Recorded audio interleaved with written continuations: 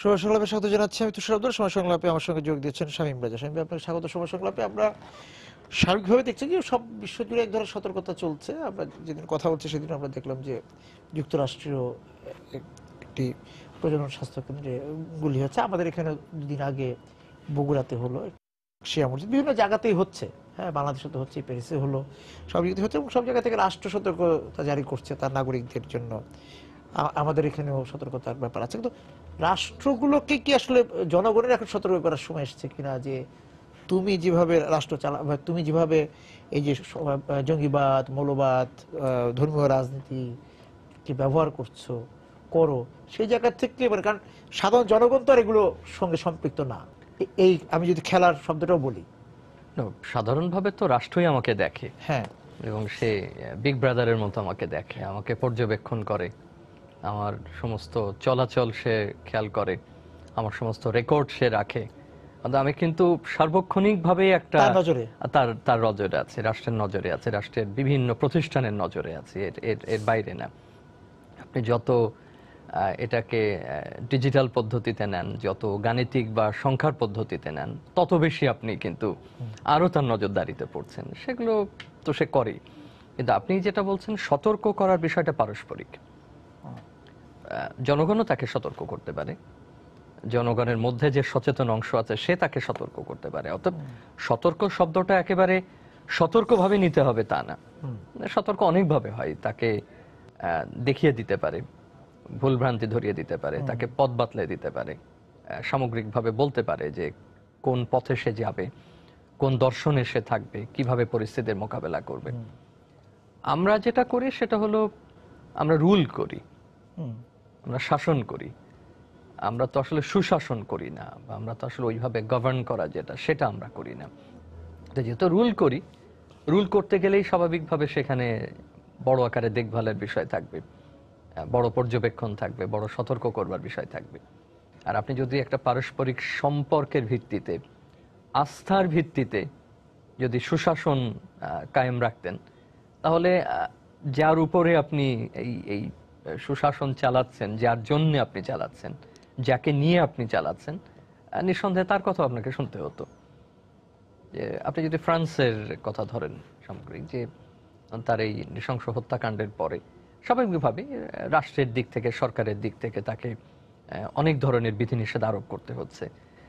কিছুদিনের জন্য মত প্রকাশের স্বাধীনতাও একটু সীমিত হয়ে আসছে, এক ধরনের জরুরি অবস্থা জারি করছে। কিন্তু জনগণ তাকে স্মরণ করিয়ে দিচ্ছে যে আমার প্রথম বিষয়টা কোনটা, যে ফ্রিডম যে জিনিসটা আছে, আমার স্বাধীনতা যে বিষয়টা আছে, তার সাথে সামঞ্জস্য রেখে আমি জরুরি অবস্থা তৈরি করছি কিনা।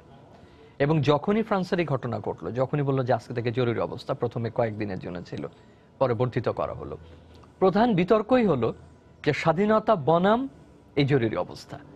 বিভিন্ন রকম আইন করবার কথা বলা হচ্ছে, চাপ প্রয়োগের কথা বলা হচ্ছে, ধরপাকড়ের কথা বলা হচ্ছে, কিন্তু মূল আলোচনা থাকছে কিন্তু তাহলে ফ্রান্সের স্বাধীনতার কি হবে, যে ধারণার উপর ভিত্তি করে সে প্রতিষ্ঠিত, তার সাথে কিভাবে জিনিসটা খাপ খাইয়ে নেওয়া যাবে। আপনি জানেন যে গতকাল বা পরশু তাদের স্মরণে যে শোক সভা অনুষ্ঠিত হয়েছে, সেখানে যারা ক্ষতিগ্রস্ত হয়েছিলেন, যারা নিহত হয়েছিলেন, তাদের পরিবারের সবাইকেই ডাকা হয়েছিল। কেউ কেউ আসেননি, এবং যারা আসেননি তারা সংবাদপত্রে খোলা চিঠি পাঠিয়েছেন। তারা বলেছেন যে রাষ্ট্রকে তো আগে আমরাই সতর্ক করেছিলাম, চার্লি হেবডোর ঘটনার পরে তো আমরা বলেছিলাম কি করতে হবে বা কি হতে পারে, আমরা বিভিন্ন সময় রাষ্ট্রকে বলে আসছি বা আমরা সরকারকে বলে আসছি, কিন্তু কই, তারা তো যথেষ্ট ব্যবস্থা গ্রহণ করেননি। তবে আপনার ওই প্রশ্নের উত্তর কিছুটা দেওয়া গেল, যে সরকার বা দেশ সব সময় না, বা রাষ্ট্র সব সময় না, জনগণও সতর্ক, জনগণ তো কিছু বিষয় উপলব্ধি করতে পারে যে রাষ্ট্র, দেশ, সমাজ কোন দিকে যাচ্ছে, এবং সেই অনুযায়ী সে বলতেই পারে। সেটা প্রত্যেকেই কিন্তু তার মতো করে সে অনুধাবন করে, যে একেবারে সাধারণ মানুষ সে তার মতো করে রাষ্ট্রকে পর্যবেক্ষণ করে, রাষ্ট্রযন্ত্রকে পর্যবেক্ষণ করে, সরকারকে পর্যবেক্ষণ, নিজের অভিজ্ঞতা দিয়ে। শুধু অভিজ্ঞতা না, সে তার প্রতিদিনকার যাপিত জীবন তো সে দেখছে, অর্থনৈতিক উন্নয়নকে সে অনুধাবন করে। এমনকি সেও বুঝতে পারে যে সামনে দিনগুলো কেমন আসবে, অর্থনৈতিকভাবে, সামাজিকভাবে, নিরাপত্তার দিক থেকে বা রাষ্ট্রিক অন্যান্য দিক থেকে, এটুকু সে অনুভব করতে পারে, পদধ্বনি তো সে শুনতে পায়। আর সতর্ক করে দেবা যে গোষ্ঠীর কথা বলছেন, সেই নাগরিক সমাজ, সেই আলোচনা যদি টেনে আনি, এখন আমাদের এখানে যেভাবে গ্রামসি একেবারে যে অর্গানিক নাগরিক সমাজ দেখতে চেয়েছিলেন, সেইভাবে তো আর গড়ে ওঠেনি। এবং যেটুকু এখানে নাগরিক সমাজ গড়ে উঠবার সুযোগ ছিল, সেটা পরবর্তীতে বিভিন্ন প্রতিষ্ঠানের নতুন করে তৈরি হওয়া এবং আমাদের এই উদারনৈতিক ব্যবস্থার বিকাশ, সবকিছু মিলে আর সেই পরিস্থিতি নাই। তবে সেও সতর্ক করতে পারতো, সে যে করে না তা না। আমাদের যে সিভিল সোসাইটি আছে তাকে নিয়ে অনেক ধরনের সমালোচনা আছে, অনেক ধরনের মত তাকে নিয়ে আছে। হ্যাঁ, সেই মতামতের পরেও যে যেটা ছেকে যদি আপনি বলতে সে চান, কিন্তু সেখানে করে এক ধরনের পূর্বাভাস দেয়, একদম সে আপনি যদি বলেন যে শাসনতান্ত্রিক বিষয়ে সে দেয়, সতর্ক শব্দ না বলে যদি বলে স্মরণ করিয়ে দেয়, স্মরণ করিয়ে দেয়, সে দেশ পরিচালনার ব্যাপারে দেয়, এবং সে প্রতিষ্ঠানগুলো চলছে কিনা সে ব্যাপারে অন্তত সে বলে, একেবারে খবরটি দেয়। আপনি নির্বাচন থেকে শুরু করে প্রতিটি বিষয়ে সে দেয়। সে হয়তো সংস্কৃতির ব্যাপারে আপনাকে স্মরণ করে দিতে পারবে না বা পারে না, কারণ তার যে গঠন, এই সিভিল সোসাইটি যেভাবে চলে, যেভাবে বেড়ে ওঠে, যেভাবে বিকশিত হয়, তার পক্ষে হয়তো সংস্কৃতির মতো জায়গাকে স্মরণ করিয়ে দেওয়া কিংবা কিছু একটা ধরিয়ে দেওয়াটা একটু কঠিন। কিন্তু অন্যান্য বিষয় সে করে, কিন্তু যতটা প্রত্যাশা করা হয় এবং যতটা পারতো একটা গণতান্ত্রিক সমাজে, আমরা অন্তত অন্যান্য উন্নত অগ্রসর সমাজগুলোতে দেখেছি, সেই হিসাবে দেখি না। জনগণের স্মরণ করিয়ে দেওয়া, জনগণের দিক থেকে সতর্কতা যদি বলেন, সেখানে একটা বড় ঘাটতি হচ্ছে যে কিভাবে সে করবে, কার মাধ্যমে করবে। তার হাতে তো মিডিয়া, উপায়টা কি? তার হাতে তো আর গণমাধ্যম নাই, তার হাতে বলবার যে যে মাধ্যমগুলো সেগুলো নাই। অর্থাৎ সেই চ্যানেলের অভাবে, এবং একটা দূরত্ব তো আছে, আমাদের কেন্দ্র প্রান্তের একটা দূরত্ব আছে, শহর গ্রামের দূরত্ব আছে, আমাদের সাথে প্রান্তিক মানুষদের দূরত্ব আছে, বিভিন্ন কারণে সেগুলো আসে না। কিন্তু স্মরণ করিয়ে দেবার মতো, সতর্ক করবার মতো অনেক বিষয় তাদের হাতে থাকে। আমি এবার আলোচনায় ফিরবো, বিরতিতে যাচ্ছি। যে এসে একটু জানতে চাবো যে জনগণ তো বলতেই চায়, হ্যাঁ, জনগণ স্মরণ করিয়ে দিয়ে মানে ক্লান্ত নাকি জনগণ? যে মানে আমি শুধু বাংলাদেশের কথা বলছি না, একদম বিশ্বব্যাপী যে বলছি, একদম সেই টুইন টাওয়ারের ঘটনার পর থেকে শুরু করে এই পর্যন্ত যে জনগণ, আপনি একদম প্রান্তিক মানুষ সব জায়গায় আছে, তারা বলার চেষ্টা করেছে, বলেছে, শুনতে পাচ্ছে না, শুনছে না। সেই কারণে কি জনগণ ক্লান্ত কিনা, যে আর সে বলতে চায় না, সেই বোধটাও, সে আগ্রহটা সে হারিয়ে ফেলছে কিনা, এই বিষয়ে বলবেন। আমি একটা বিরতিতে যাচ্ছি। তো বলছিলাম যে জনগণ বলতে চেয়ে দেখেছে যে তার কথা কানে তুলছে না, সেই জায়গায় তার সে আগ্রহ হারিয়ে ফেলছে কিনা। এটা বলার আগে আমার অরুন্ধতী রায়ের একটা কথা মনে পড়লো, যে সিডনি পিস প্রাইজের সময় তিনি তার যে বিখ্যাত উক্তি, উনি বলছেন যে কেউ আসলে কণ্ঠস্বরহীন না, আমরা তাকে কণ্ঠস্বরহীন করে রাখি, তাকে থামিয়ে রাখি, এবং তার কথা আমরা শুনি না বা শুনতে দিই না। তার চিৎকারকে আমরা বিভিন্ন প্রক্রিয়ায় আমরা দাবিয়ে রাখি, আমরা আসতে দিই না সামনে। তো জনগণের বলার আছে, সে বলতে চায়, সে শোনাতে চায়, সে স্মরণ করিয়ে দিতে চায়, কারণ তার সে ঐতিহাসিক অভিজ্ঞতা আছে, তার প্রতিদিনকার অভিজ্ঞতা তার আছে, এবং সামগ্রিক প্রভাব তৈরিরও ক্ষমতা তার আছে, সে অংশগ্রহণ করতে চায়। কিন্তু ওই যে কথা বললাম, যে আমরা কখনো ইচ্ছাকৃতভাবে একদম আমরা এটা জেনে শুনে তাকে থামিয়ে রাখি, আবার কখনো এমন হয় যে পদ্ধতিই তাকে কখনো তার কথাটা আমাদের সামনে আনতে দেয় না। এবং আপনি যেটা বলছেন যে জনগণ যে বলতে চায়, তার একটা খুব সাধারণ উদাহরণ যদি দেওয়া হয়, যে একেবারে রাস্তায় আপনি যখন টেলিভিশন ক্যামেরাটা তার দিকে ধরেন, মাইক্রোফোনটা বাড়িয়ে দেন, সে তো সবলীল ভাবে বলে যাচ্ছে, সবলীলাই বলে যাচ্ছে। মনে হচ্ছে যে তার কতদিনের অভ্যস্ত এই ধরনের বিষয়গুলো বলে, রাজনীতি নিয়ে কথা বলে, সমাজ নিয়ে কথা বলে, সংস্কৃতি নিয়ে কথা বলে।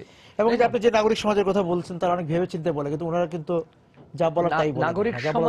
নাগরিক সমাজ যে কারণেই আমি ওই আজকের হয়তো আলোচনা তাদেরকে নিয়ে না, কিন্তু তার ভাবনা চিন্তা এখন অনেক বেশি, সে এত বেশি ভেবে চিনতে বলে, এত সামনে পেছনে সে ভারসাম্য রক্ষা করে বলতে হয়, যে তার বলাটা তো সাবলীল থাকে না।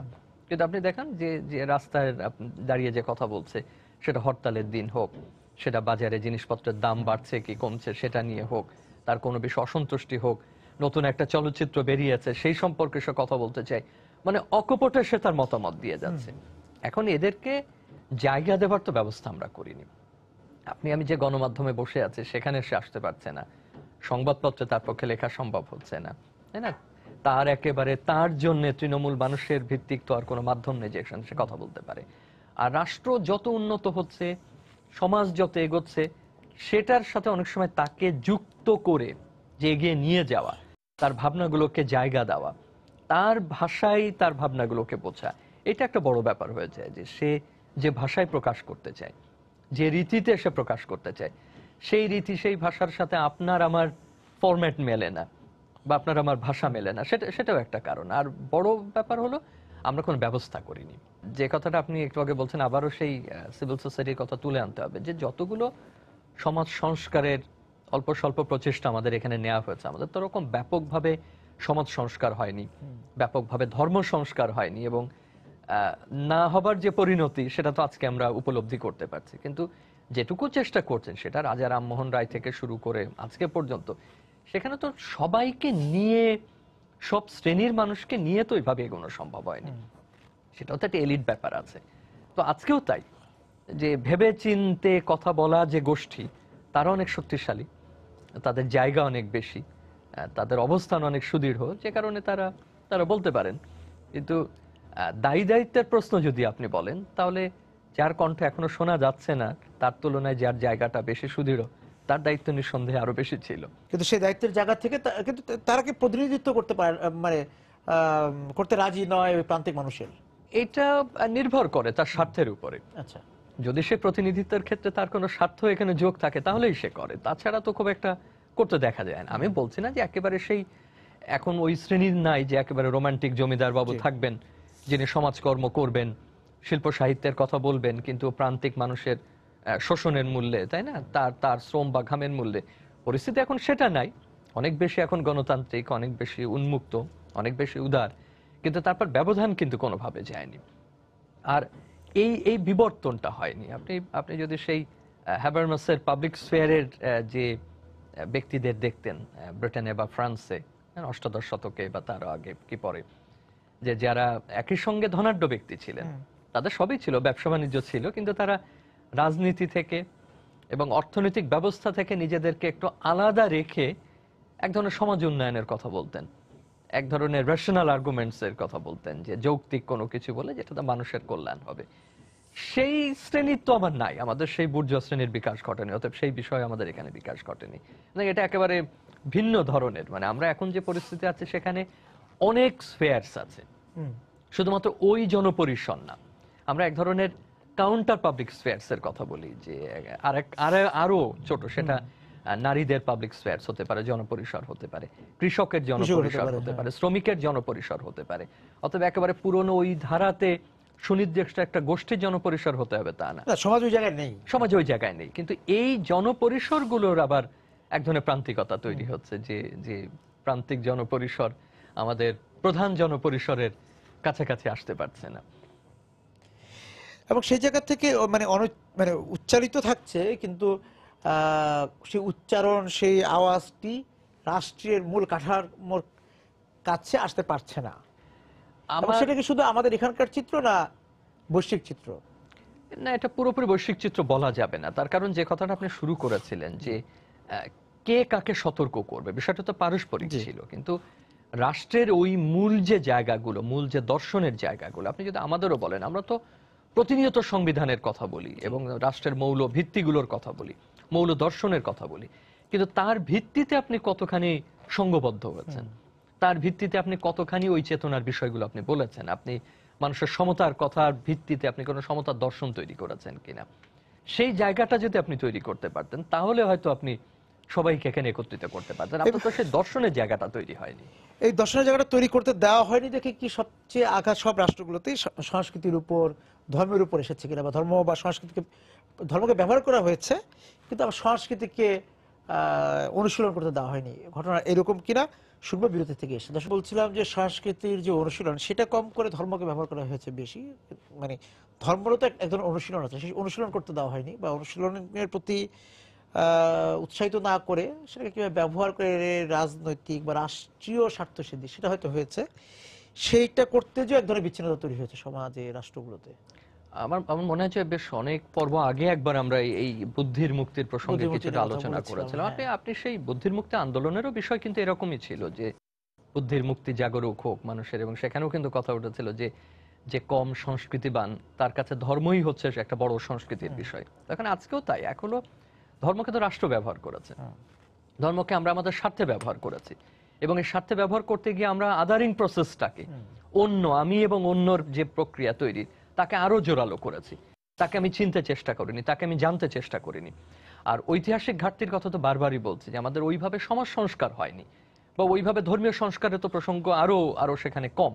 এই জিনিসের যেহেতু সমন্বয় হয়নি, তার উপরে ধর্মকে আরো ব্যবহার করা হয়েছে, রাজনৈতিকভাবে ব্যবহার করা হয়েছে, প্রাতিষ্ঠানিকভাবে এটাকে প্রতিষ্ঠিত করা হয়েছে, তো স্বাভাবিকভাবেই অন্য পক্ষগুলো সেখান থেকে আলাদা হয়ে গেছে। এবং আপনার জানাশোনার জায়গাটা তো একটা সাংস্কৃতিক পরিসরে হবে।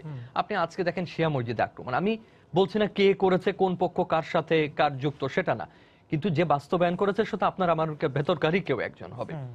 সিরিয়া থেকে এসে বা আরেক দেশ থেকে এসে তো কেউ, নাইজেরিয়া থেকে এসে তো কেউ আপনার এই কাজটা করে দেয়নি। এই এই কথা আমার মনে হলো যে দেখেন যে মোহাম্মদপুরের শিয়া মসজিদ যেটা ছিল, দীর্ঘদিন আমরা এইসব এলাকা বড় হয়েছে, আমাদের এক ধরনের কৈশোরে একটা উৎসুক্য ছিল যে আমার থেকে এই অধিকাংশ সংখ্যা গুরু সুন্নি থেকে সে কি আলাদা, সে যে খুব আলাদা তা না, সে আপনার আমার মতোই মানুষ, তার মসজিদটা হয়তো ওখানে আলাদা, সে আলাদাভাবে তার পদ্ধতিটা, তার ধর্মচারণটা আলাদাভাবে করতে সে স্বাচ্ছন্দ্য বোধ করে। এখন আহমদিয়াদের মসজিদ আছে আমাদের কাছাকাছি কোথাও, এটা কখনো আলাদা কোনো কিছু মনে হয়নি। কিন্তু আপনি যখন তাকে আলাদাভাবে দেখিয়ে দেন যে এটা অন্যদের একটা প্রতিষ্ঠান, ধর্মীয় প্রতিষ্ঠান বা উপাসনালয়, বা আপনি আঙুল দিয়ে দেখিয়ে দিচ্ছেন যে ও তোমার থেকে আলাদা, এই দেখিয়ে দেওয়াটা যখন রাজনৈতিক হয়, এই দেখিয়ে দেওয়াটা যখন এর সাথে অর্থনৈতিক স্বার্থ জড়িত থাকে, এই দেখিয়ে দেওয়াটা যখন প্রাতিষ্ঠানিক হয়, এর সাথে কোনো পক্ষের বড় আকারের স্বার্থ জড়িত থাকে, তখনই তো বিচ্ছিন্নতাবাদ সাংঘাতিক রকম তৈরি হয়, তখনই আপনি একজন থেকে আরেকজন আপনি আলাদা হয়েছেন।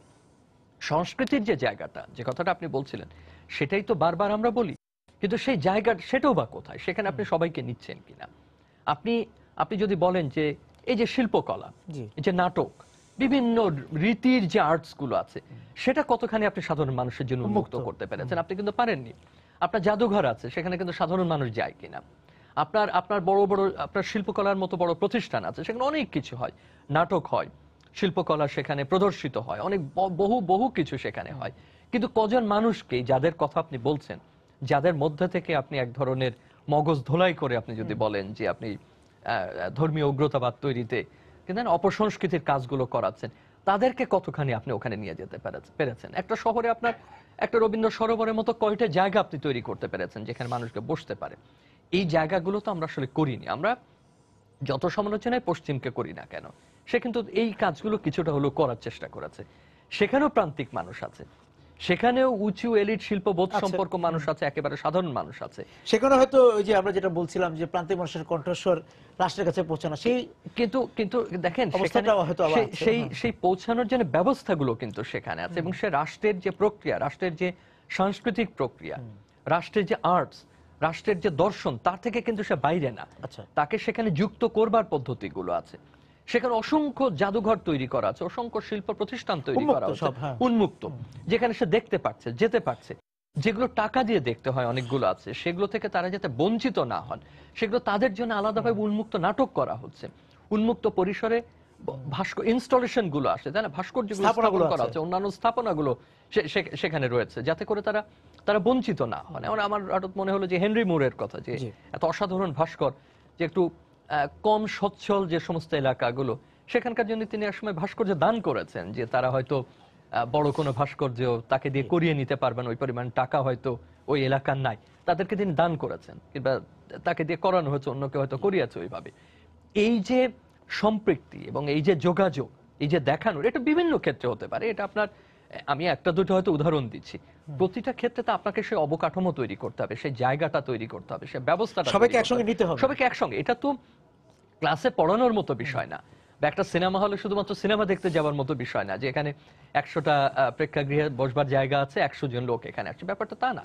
এটা উন্মুক্ত একটা প্রক্রিয়া, যে প্রক্রিয়ায় স্বাভাবিকভাবে সহজাতভাবে সে যুক্ত হবে। সেই কাজ তো আমরা করিনি। আমরা আমরা আনন্দ বোধ করি, আমরা গর্ব অনুভব করি আমাদের শিল্পকলা নিয়ে, আমাদের শিল্পের বিভিন্ন মাধ্যম নিয়ে, বিভিন্ন ফর্মস নিয়ে, কিন্তু সেটা যখন বিতরণের প্রশ্ন ওঠে, সেটা সর্বজনের হচ্ছে কিনা, সেটা যখন সবার সাথে বিনিময়ের প্রসঙ্গ ওঠে, তখন কিন্তু সেই কাজটা আমরা করে উঠতে পারি না। সুতরাং এই জিনিসগুলো যখন হয় না, তখন সংস্কৃতি, আমি যদি ধর্মকেও ধরি, ধর্মের একটা সংস্কৃতি আছে, অবশ্যই ধর্মের সংস্কৃতি আছে, সেই সংস্কৃতির একটি আদান প্রদান বিনিময়। দেখেন ধর্মের যে সংস্কৃতি, আর আপনি যদি বলেন যে সেই সংস্কৃতির যে যে যে দর্শন, তার মধ্যে তো খুব একটা পার্থক্য নেই। ধর্মের সংস্কৃতি আপনাকে কি বলে? সংস্কৃতি তো গড়ে উঠেছে ধর্মকে অবলম্বন করে। আপনার ধর্মের সংস্কৃতি কি? আপনার উদারতা, জি, আপনি সহিষ্ণু হবেন, বিশ্বাসকে অবলম্বন হ্যাঁ, করে, আপনি পরমত সহিষ্ণু হবেন, আপনি অন্যের ব্যাপারে উদারতা দেখাবেন, আপনি একটা আনন্দের জীবন যাপন করবেন। এইটাই তো আপনার জি, আপনার আপনার পর্যবেক্ষণগুলো অসাধারণ হবে, সুন্দর হবে, পবিত্র হবে। তো সংস্কৃতিকে এর বাইরে সে তো ওই কথাগুলোই বলে। জি, কিন্তু আমরা যে কারণে হোক এই সম্মিলন করতে পারিনি। আর যে কথা আবারও বললাম যে একটা হলো আমরা ওরকম কোনো রাষ্ট্র বলেন সেটা পরিচালনার বা আমাদের বৃহত্তর ক্ষেত্রে যে মৌলিক কিছু দর্শন থাকবে যাকে আমরা সবকিছুর ঊর্ধ্বে স্থান দেব। যখন আপনি বলেন যে স্বাধীনতা, মানবতার মুক্তি, তখন এর মধ্যে তো কি ধর্ম আসে না, অবশ্যই। এর মধ্যে কি সংস্কৃতি আসে না, এর মধ্যে কি আপনার অন্য রাষ্ট্রের আচরণগুলো কি আসে না, এর মধ্যে কি রাজনীতি আসে না? কিন্তু মূল জায়গাটা কিন্তু ওইটা থাকে। আপনি যখন স্বাধীনতার কথা বলেন তখন আপনি চিন্তা করেন যে আমাকে যদি রাষ্ট্রীয় নীতি তৈরি করতে হয় তাহলে তার মূল বিষয় হবে স্বাধীনতা, আমাকে যদি সংস্কৃতির নীতি তৈরি করতে হয় তার বিষয় হবে স্বাধীনতা। অতএব এগুলো কিন্তু পারস্পরিক সাংঘর্ষিক। এবং সেই সংস্কৃতির জায়গা থেকে যখন যৌথ পরিবার থেকে একক পরিবার হয়েছে, সেইভাবেই যদি আমরা রাষ্ট্রের কথাও চিন্তা করি বা জনমানুষের কথা চিন্তা করি, আমরা দেখতে পাচ্ছি যে তাহলে কি মানুষ একসঙ্গে আর থাকতে চাচ্ছে না, একসঙ্গে থাকার সংস্কৃতি থেকে দূরে সরে যাচ্ছে। উত্তর দিবেন বিরতি থেকে আসার পর। বলছিলাম যে আমরা একসঙ্গে থাকতে চাচ্ছি না। একসঙ্গে না থাকার বিষয়টা তো শুধুমাত্র ব্যক্তির সিদ্ধান্ত না, সেটা অর্থনৈতিক সিদ্ধান্ত, আচ্ছা। সেটা সামাজিক বিবর্তনের একটা অবস্থা, রাষ্ট্রের বিবর্তনের একটা অবস্থা। আজকে পশ্চিমের যে দেশগুলো একক থাকেন বা একক পরিবারে থাকেন, সেটা তো তার নিজের সিদ্ধান্তে কেবল না, সেটা যুদ্ধের পরের পরিস্থিতিগুলো আমরা জানি, তার অর্থনৈতিক বিকাশের অবস্থাগুলো জানি, বিভিন্ন কারণের তাকে আলাদা হতে হয়েছে, তাই না? সে একটা একক জীবনযাপনে অভ্যস্ত হয়েছে। কিন্তু তার অর্থ কিন্তু এই নাই যে সমগ্র থেকে সে এই যে যে কথা আমরা একটু আগেই আলোচনা করছিলাম যে সমগ্রের সাথে থাকার কিন্তু তার সবসময় সে সুযোগটা আছে। কেউ প্রশ্ন করতে পারে যে এই একক জীবনে তার হতাশা আছে, তার অনেক কিছু আছে, সেটা আছে, সেটা জি। যৌথ জীবনযাপনের মধ্যেও যে ব্যক্তি হতাশা বিচ্ছিন্ন নেই হয়ে হতাশার মধ্যে থাকতে বা পারেন না তা না, একসঙ্গে থাকার মধ্যে যে বিচ্ছিন্নতা নেই, সেটা তা না। কিন্তু আমরা যে যে প্রসঙ্গে আলোচনা করছিলাম সেখানে একক বসবাসটাকে আমি এইভাবেই দেখি যে সমাজ থেকে বিচ্যুত না হওয়া, সংস্কৃতির ধারা থেকে বিচ্যুত না হওয়া, মানুষের সামগ্রিক যে বোধ আছে, সামগ্রিক যে মূল্য, তার মানে নট যে আমরা যে পশ্চিম যে কাজটা করে সে তার ব্যক্তির স্বাধীনতাকে ক্ষুণ্ণ হতে দেয় না। তো ব্যক্তির স্বাধীনতাকে অক্ষুণ্ণ রেখেও তো আপনি যৌথ একটা প্রয়াসের মধ্যে থাকতে পারেন, আপনি সমগ্রকে ধারণ করতে পারেন, সেটা তো সম্ভব। বারবারই তো আপনি আপনার বাঙালি সত্তা নিয়ে সেই গর্বই অনুভব করেছেন, সেই কথাগুলো বলেছেন, কিন্তু তার প্রকাশটা কোথায়? আমরা তো সবসময় বলেছি যে যে মহৎ কিছুকে আমি গ্রহণ করেছি, আমি সমষ্টিকে গ্রহণ করেছি, আমি একসাথে সবকিছু থাকতে চেয়েছি। তো তার মধ্যে আপনার সমাজ বিবর্তনের কারণে হোক, অর্থনৈতিক বিবর্তনের কারণে হোক, আপনাকে একক থাকতে হচ্ছে। তো তার অর্থ তো এই নয় যে আপনি সমগ্র সংস্কৃতি থেকে আপনি আলাদা হয়ে যাবেন। আপনার ব্যক্তির স্বাতন্ত্র্য থাকবে, আপনার আপনার ব্যক্তির স্বাধীনতা তো ব্যক্তির স্বাতন্ত্র্যের জি, একটা একটা একটা প্রতীক, তাই না? আপনার যে মূল্যবোধ সেটাও একটা ব্যক্তির স্বাতন্ত্র্যের প্রতীক। তো এগুলোকে অক্ষুণ্ণ রেখেও কিন্তু আপনি সংস্কৃতিকে ধারণ করতে পারেন। আপনি যদি আপনার ধর্ম বা বিশ্বাস অন্যের কাছে যেতে পারি আমি। যেতে পারেন, আপনি যদি যেমন ধরুন আমি যদি অন্যভাবে বিষয়টা ব্যাখ্যা করি যে আপনার ধর্ম বিশ্বাসকে আপনি একটা একক বিষয় হিসাবে নিচ্ছেন, কিন্তু তার অর্থ কি এই যে আপনি অন্য ধর্ম বিশ্বাসকে দেখবেন না, জানবেন না, তাকে পর্যবেক্ষণ করবেন না, বা কিছুটা হলো তাকে অনুভবের চেষ্টা করবেন না? আপনি তো করেন। আপনি আপনি যখন এই নগরের মানুষ, মূলধারার মানুষ যখন বলে লালনের জন্য আপনার জীবন যায় যায়, আপনি কতটুকু তার জীবন যাপন করেন? আপনি তো বাউলের জীবন যাপন করেন না। আপনি বাউলের জীবনের বোধের একটা অংশকে একটু অনুধাবন করার চেষ্টা করেন, জিনিসটা কেমন, তার কোন একটা অংশ আপনাকে নাড়া দেয়। আপনি কিন্তু ওর না, না, আপনি ওই জীবনের না, এটা আপনাকে মানতে হচ্ছে। ওই জীবন চর্চার মধ্যে আমি নেই। ওই জীবন চর্চার মধ্যে আপনি নেই। তো সুতরাং আপনি যেটা বলছেন যে একক যেটা, সেই জীবন যাপন করে, সেই স্বাতন্ত্র্য ধারণ করেও আপনি কিন্তু অন্যকে জানতে পারতেন, অন্যের সম্পর্কে জানতে পারতেন, অন্যের ধর্মাচরণকে জানতে পারতেন, তাই না? অন্যের রাজনৈতিক বিশ্বাসকে আপনি জানতে পারতেন, অন্যের বোধকে আপনি কিছুটা হলে অনুভব করতে চেষ্টা করতেন। অতএব যেটা হচ্ছে একক জীবন বা একক পরিবার বা একক বসবাস, একে আপনি আটকে রাখতে পারবেন না। এটা হয়তো আরো আরো না, বাড়বে। তারই প্রভাব হয়তো রাষ্ট্রগুলোতে পড়েছে, রাষ্ট্র ব্যবস্থাপনায় পড়েছে। এর প্রভাব রাষ্ট্রের উপরে কতখানি পড়েছে তা নিয়ে আমার আমার সংশয় আছে। কারণ আচ্ছা, রাষ্ট্র বরাবরই যতখানি শক্তিশালী ছিল ততটাই শক্তিশালী আছে, তার যতখানি বিকেন্দ্রীকরণের দরকার ছিল ততখানি তার বিকেন্দ্রীকরণ হয়নি, অন্তত আমাদের এখানে হয়নি। এবং রাষ্ট্রকে মূর্ত করে যে সমস্ত বিষয়গুলো, সরকার সহ তার যে প্রতিষ্ঠানগুলো রয়েছে, সেগুলোরও যে যে উদারীকরণের দরকার ছিল সেগুলো হয়েছে কিনা সেই সব প্রশ্ন এখন সামনে আসতে পারে। যতখানি উদার হওয়া প্রয়োজন ছিল তার নীতিগুলো, তার আচরণ, তার দৃষ্টিভঙ্গি জনগণের প্রতি এবং অন্যান্য বিষয়গুলোর প্রতি, সেটা হয়তো হয়নি। অতএব এর পুরো দোষ আমি বা আপনি আমার একক জীবন যাপনের কারণে আমি এই এই দায়ভার গ্রহণ করব না। বরং আমি মনে করি যে আমার উপরে যে আছে, যে আমাকে দেখে, যে আমাকে শাসন করে, তার সবচেয়ে বড় দায়িত্ব ছিল কিন্তু যে আমাকে এই সমষ্টির মধ্যে ধরে রাখা। তো এই যে আমি বদলে যাচ্ছি, আমরা বদলে যাচ্ছি, এই কথাটা তো সাধারণ মানুষ, প্রান্তিক মানুষ তো রাষ্ট্রকে জানাতে চায়, জানায়, সেভাবে সতর্ক করে কি দিচ্ছে? সেটা তো সতর্কতা ফিরে আসে। সেই সেই শুরুর কথাই বললাম যে সে জানাতে চায়, প্রতিদিনই তার বলবার কিছু না কিছু আছে, কিন্তু সে হয়তো পারছে না। এবং ওই যে কথা মাধ্যম খুঁজে পাচ্ছে না। আবার অরুন্ধতির কথা বলি, যদি যদি তাকে ইচ্ছাকৃতভাবে তাকে থামিয়ে রাখা হয়ে থাকে, তাহলে সেই যে যে কারণে তাকে থামিয়ে রাখা হয়েছে সেই প্রতিবন্ধকতাগুলো হয়তো আমরা সরাচ্ছি না।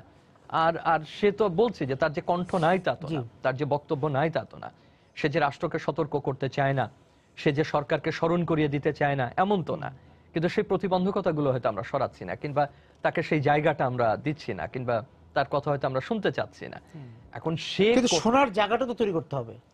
সেই কারণেই আমাদের যত প্রচেষ্টা, সেটা আপনার রাষ্ট্রীয় নীতিতে সেই শোনার জায়গা তৈরি করতে হবে। আপনার আমার যে অবস্থান আছে সেখানে তাকে জায়গাগুলো তৈরি করে দিতে হবে। বিশ্ব থেকে কি সেই পরিবেশটা চলে, মানে বিশ্বতে পরিবেশ আছে কিনা, বৈশ্বিক পরিবেশের কথা বলতে চাচ্ছি, বৈশ্বিক পরিবেশগুলো সেখানে কমে যাচ্ছে কিনা, হুমকির মুখে, সেটা আমাদেরকে একটা উদ্বেগের মধ্যে ফেলে দেয়। যে আমরা একসময় যাদের এই উন্নত মান বা উন্নত চিন্তা ভাবনা, উন্নত রাষ্ট্রনীতি, উন্নত সমাজনীতি দেখে আমরা, মুক্ত চিন্তা দেখে উদ্বুদ্ধ হয়েছিলাম, আমরা মনে করেছিলাম যে আমরা ওই ধরনের সমাজ গঠনের দিকে অগ্রসর হব, এটাই তো আমরা চেয়েছি। আমরা যত যাই বলি, আমাদের সংবিধান বলি, আমাদের রাষ্ট্রিক আচরণ বলি, আমাদের সরকার পরিচালনা বলি, আমরা ঘুরে ফিরে তো সেই পশ্চিমের একটা ধারণার মতোই নিয়েছিলাম, এবং সেই ধরনের উন্নত মুক্ত সমাজের মতো আমরা হতে চেষ্টা করেছিলাম। তো সেই জায়গাগুলো যখন আক্রান্ত হয়, যখন হুমকির মধ্যে পড়ে, তখন স্বাভাবিকভাবে আমরা উদ্বিগ্ন হই। তবে আমাদেরও জেগে ওঠার সুযোগ থাকে। আমরাও আমাদের নিজস্বতা নিয়ে, যদি আমরা বিশ্বের বাইরে না, এই প্রভাব বলয়ের আমরা বাইরে না, এই রাজনীতির আমরা বাইরে না, এই অর্থনীতির আমরা বাইরে না, এই বিশ্ব প্রেক্ষাপটের আমরা বাইরে না, তার মধ্যেও যতটুকু চলা সম্ভব, এবং সেই আমরা আবারও ফিরে যাব ওই কিছুটা অতীত আশ্রয়ে, যে যেটুকু উদারতার সংস্কৃতি আমাদের মধ্যে ছিল, যেটুকু পরমত সহিষ্ণুতার সংস্কৃতি ছিল, যেটুকু ভালোবাসার সংস্কৃতি ছিল, সেটুকু পুঁজি করে যদি আমরা টিকে থাকতে পারি, বিশ্ব পরিস্থিতি যেদিকেই যাক না কেন, রাষ্ট্রের কাছে সেই সতর্কতা যে আমাদের সেই উদারীকরণ যে জায়গাটা ছিল, সহিষ্ণুতার যে জায়গাটা ছিল, সেখান থেকে আমরা সরে সরে যাচ্ছি, সেই সতর্কতা হয়তো জনগণ জানাতে পারে, আমরা মানে জানানোর প্রয়োজন। আপনাকে অনেক ধন্যবাদ শামীম ভাই, আজকে আমাদের সঙ্গে যোগ দেওয়ার জন্য। দর্শক যারা ছিলেন আজকে সময় সংলাপের সঙ্গে, আপনাদেরকে ধন্যবাদ জানিয়ে শেষ করছি। আজকে সময় সংলাপ দেখা হবে আগামী দিন। সবাই সুন্দর থাকুন, নিরাপদে থাকুন।